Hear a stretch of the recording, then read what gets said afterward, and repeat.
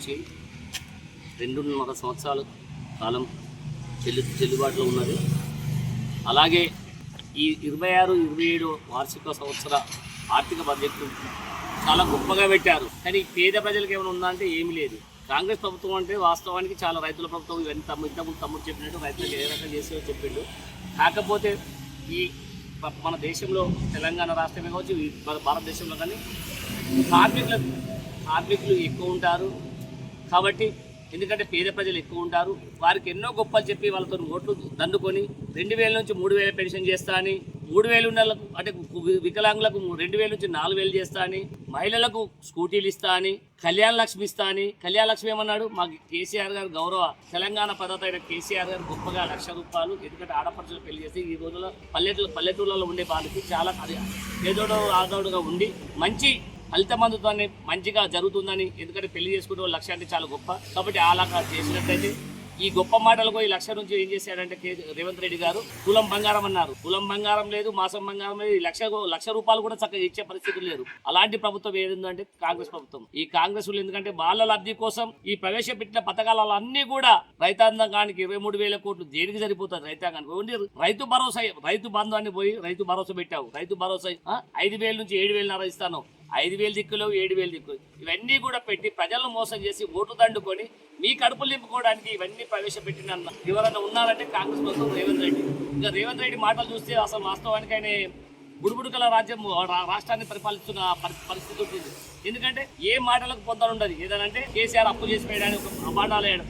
కేసీఆర్ అప్పు ఎలా చేశాడు, ఎంత అభివృద్ధి చేశాడు, ఎన్ని ప్రాజెక్టులు కట్టాడు? మీరు ప్రభుత్వం వచ్చి 2.5 సంవత్సరాలు చేయడానికి ప్రాజెక్టు కట్టారా? ఎవరికైనా ఒక చుక్క నీరు మీ సొంతంగా అంటే మీ ప్రభుత్వం వచ్చినాక ఇచ్చారా? ఏదైనా చేసినారా?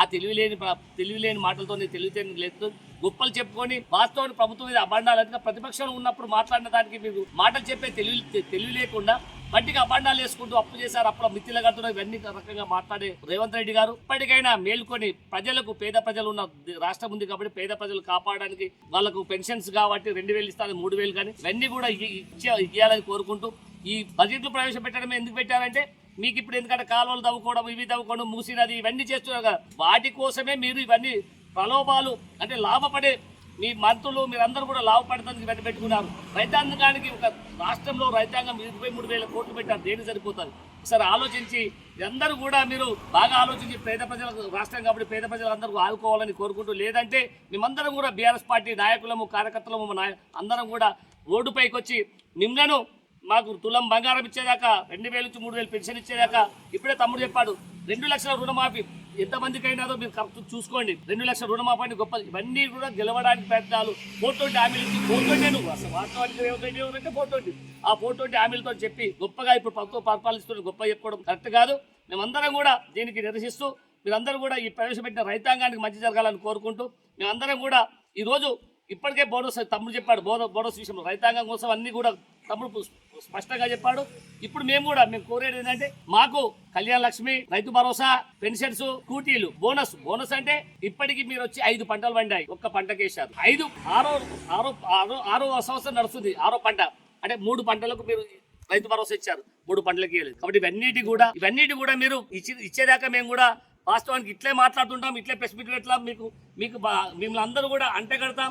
కాబట్టి రేవంత్ రెడ్డి గారు రైతాంగానికి మేలు చేసే పనులు చేయాల్సిందే కోరుకుంటూ ఇక్కడికి వచ్చిన మా బీఆర్ఎస్ కుటుంబ సభ్యులందరూ కూడా కృతజ్ఞతలు తెలియజేస్తున్నాను. జై తెలంగాణ, జై కేసీఆర్, జై కేటీఆర్.